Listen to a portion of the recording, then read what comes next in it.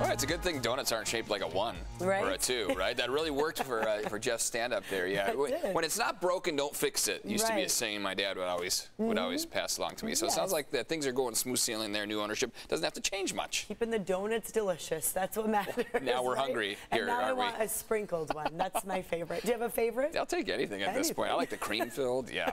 Good morning, everybody. So glad you're with us for our 6 a.m. hour. I'm Eric Connors. And I'm Nada Rampur. I guess we'll move past our donut conversation. And, our cravings. Our cravings. But we should talk about the weather, of course, waiting for those raindrops to come on through. So here's Evan filling us in on when it's going to happen. That's right. Looks like we still have about an hour or so before we'll start to see some very light activity. Closer to 8 and 9 a.m. That's when we have more sporadic showers coming through your coastline. Inland, that'll move closer to about 10 and 11 a.m. So a little bit longer of a wait through your inland valleys. But across the board, before the noon hour today, we're looking at about a 60 and 70% shot at some wet weather in the forecast. Going to stay light overall as far as accumulations go, and you can see that it is still pretty hazy along the greater coastline. Plenty of cloud cover toward the water.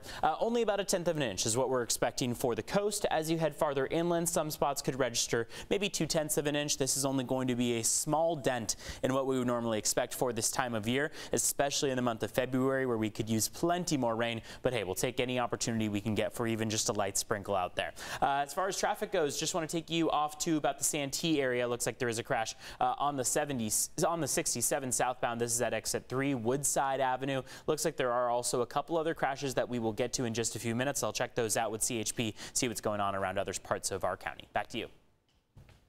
Evan, thank you so much for that. Now, California getting ready to lift the indoor mask mandate, and it's happening tomorrow morning at this time for those who are vaccinated against COVID. CBS 8's Dana Marie McNichol live in Kearney Mesa with how local businesses are bracing for this change here. Good morning. Good morning to you both. I'm here in Kearney Mesa outside of the 24-hour fitness. People are just coming in for their workout. But tomorrow morning they will not need a mask, and that's what the local store manager is excited about, as well as local med spa who we spoke to says appointments are ramping up now that people don't need a mask on their face. We've been getting tons of inquiries for facial services. Everybody's like, oh my God, the mask is coming off. I got to fix my skin. I wasn't ready. So a lot of businesses that we spoke to are looking forward to this mask mandate being lifted as people are now using their services. According to state officials, those who are unvaccinated must continue to keep them on, though it's up to individual businesses on how they decide to enforce the rules. Now, masking will still be required regardless of vaccination status on a couple of areas and for a couple of people. So public transit, healthcare settings, homeless shelters, as well as child care facilities and K through 12 schools. Now, state officials also announced that mask wearing in schools will remain in place at least for now. The state's Health and Human Services Agency doctor did state that in 2 weeks, on February 28th, there will be a reassessment in terms of that COVID state response plan, but again, today is the last day. Tomorrow morning, Wednesday at 12:01 a.m. is the start of that lifted indoor mask mandate for vaccinated people. Any further information you'd like to read on this, you can go to CBS8.com. Live in Kearney Mesa, I'm Dana Marie McNichol. I'll send it back to you.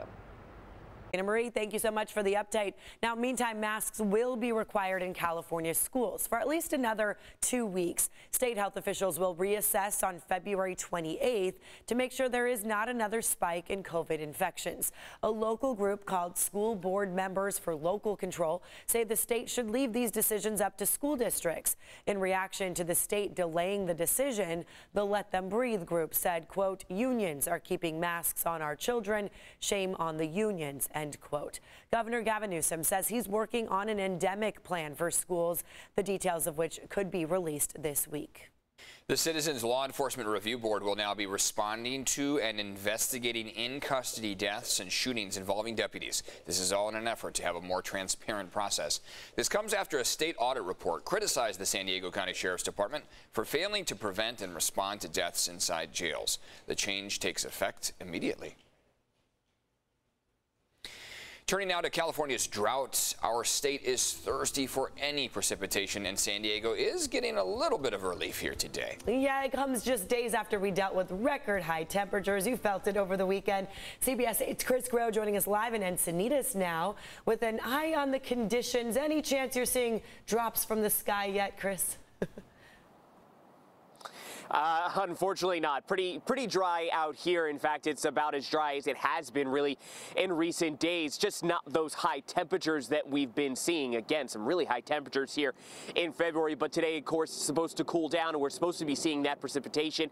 So far, though, nothing coming from the clouds. And of course, that is something that all of California and really the western U.S. needs right now. In fact, there was recently a study that was put out that was led by UCLA. It found that the western U.S. experienced its driest conditions in 1,200 years. Again, 1,200 years from 2000 up until now. Now, the study's authors say that 42% of the drought can be blamed on climate change caused by human activity like burning fossil fuels. The study was published in the journal Nature Climate Change. Now, while rain is in the forecast today, meteorologists are skeptical it will really make any impact on a drought. December, January, February, those are crucial months for rainfall, but we just haven't seen that much since December.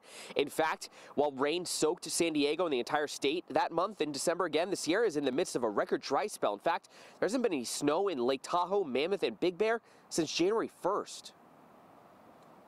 If we do not get more storms, then we may see a water use restriction. I think a lot of people are holding out hope for this term March miracle. That's right. If we get to more rain, it'll be a miracle.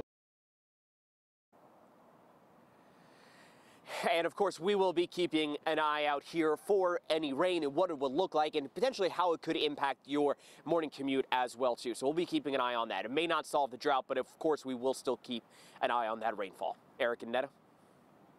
And I'll take over for you from here, Chris. It looks like we're going to be talking about just what kind of rainfall we'll be looking at over the next couple hours. You can see accumulations are still going to remain light. As you heard from Chris, this is barely going to make a dent in our total rainfall for what we would expect for the month of February, what we would expect for the year of 2022 so far, and what we would expect for our water year, which began in October. Take a look at totals. About 1/10 of an inch across the greater coastline, 2/10 of an inch. This is very, very light in terms of accumulating rainfall. Next 12 hours are going to show cloudy skies for about 8 a.m. and then between 9 and 10 a.m. we'll really start to see those showers pick up. So 9 and 10 a.m. is where we see the majority of activity begin. Looks like we'll be at that 50% shot at wet weather. It remains very light all the way through the afternoon and evening, and looks like, again, accumulations are going to remain light, 1/10 of an inch to maybe 2/10 of an inch, whereas so far in the month of February, an average February would have brought us over an inch total. We haven't seen anything for the month of February thus far. Let's time it out for you. By the time we get to 10 a.m.,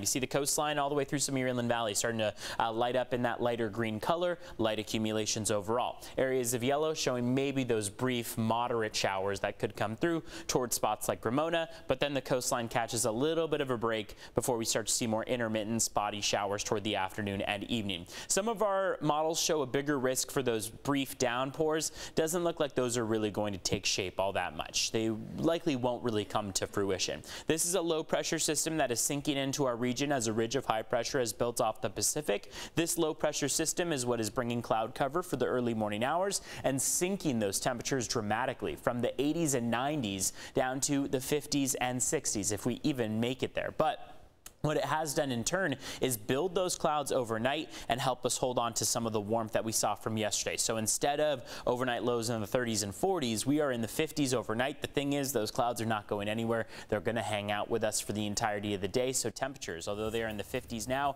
are only going to warm to the upper 50s by the afternoon. Much cooler in terms of your afternoon high temperatures, about a 30-degree drop from what we saw over the course of the weekend. Let's jump into traffic. Already several crashes and collisions. No big surprise. If we see a little bit of rain start to come down, even those cloudy skies, we could see plenty more traffic and crashes and collisions on the road here. Let's start off in Santee. Number 1 lane blocked with a crash on the 52 eastbound before Mass Boulevard. Slow lane blocked with a crash on the 67 southbound at Woodside Avenue. Also want to take you up to about the Escondido area. Looks like, this is actually the Fallbrook area. Right-hand shoulder blocked with a crash on the 15 southbound. That's at Old Highway 395, and this is right around the 15, so it looks like that's already causing several areas of slower speeds on the 15.